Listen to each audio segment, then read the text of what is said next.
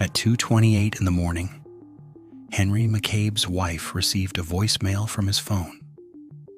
It lasted about 2 minutes. Later, investigators would say they could not make any definite conclusions about what was on that message, and the FBI was brought in to help analyze the audio. That is where this case begins.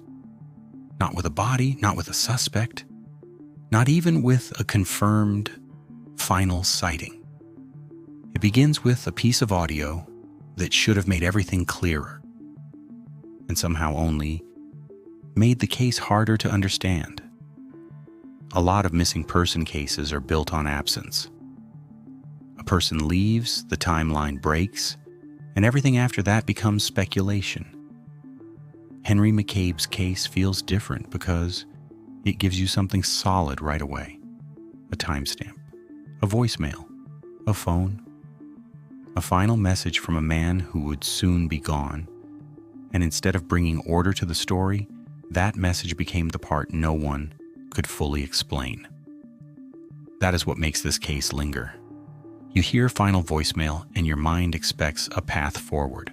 You expect the message to point somewhere, to reveal panic, location, a voice in the background, a clue that narrows the map. Instead, what Henry left behind became one of those pieces of evidence that feels huge and still never turns into certainty. And once that happens, the whole case changes shape. It stops feeling like a simple disappearance and starts feeling like something much more unsettling. A modern case full of phones, roads, pings, and recorded evidence, and still no clean answer.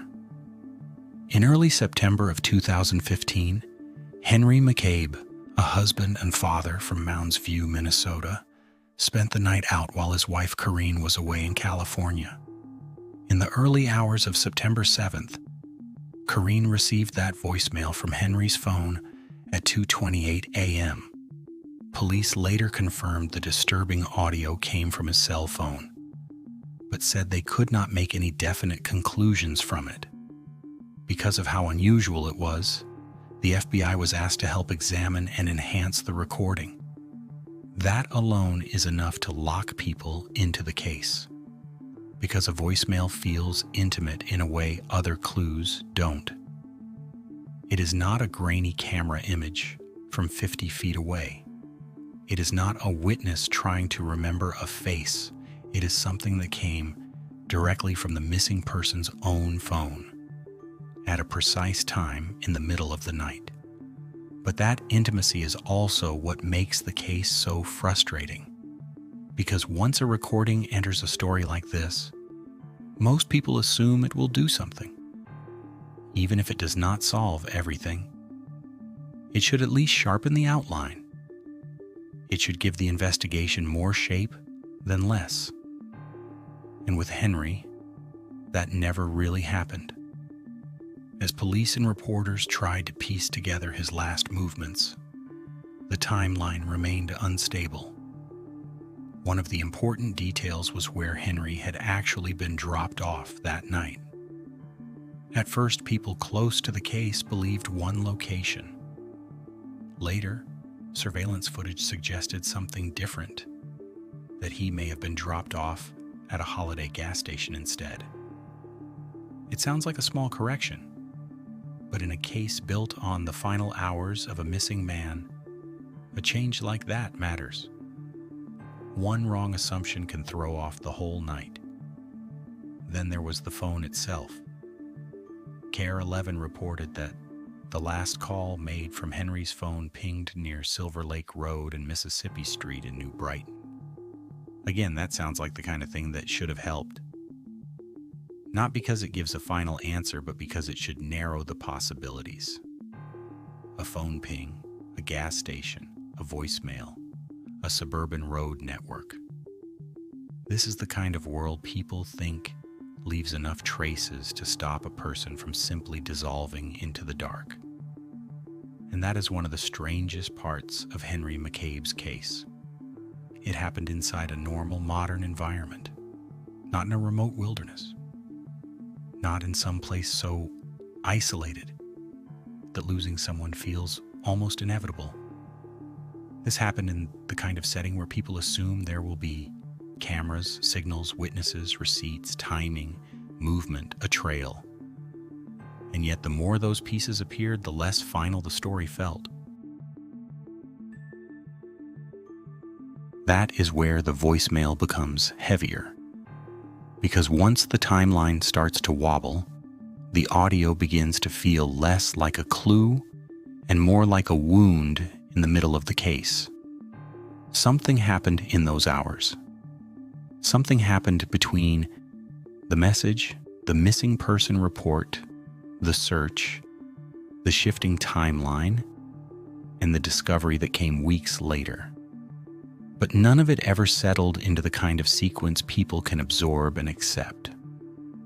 On November 2, 2015, Henry McCabe's body was found in Rush Lake in New Brighton. The medical examiner later ruled the cause of death to be drowning. But even that did not close the case in any emotionally satisfying way. Reports made it clear the investigation remained open and active. In other words, they had a body, they had a voicemail, they had phone activity, and still they did not have the kind of answer people expect when a case becomes this public. That is why the voicemail matters so much. Not because it is simply eerie. Eerie is too easy. The real force of the voicemail is that it feels like it should carry more meaning than the case was ever able to confirm. It sounds like a piece of evidence that ought to anchor the story. Instead, it became the thing the story kept circling without ever fully resolving. And cases like that stay with people longer than the ones that are merely strange, because strange can be dismissed. But a clue that feels almost useful, a clue that looks like it should unlock the entire case and still doesn't, is much harder to shake. It leaves the audience in the exact same position the investigation seemed to occupy for years, close to something important, but never close enough.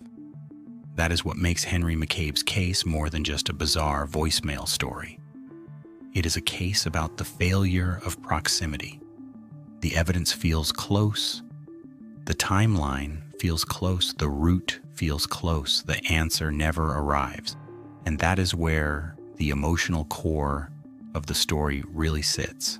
Not in spectacle, not in over-dramatizing the audio, but in the simple fact that a man disappears, leaves behind a message from his own phone, is found dead weeks later.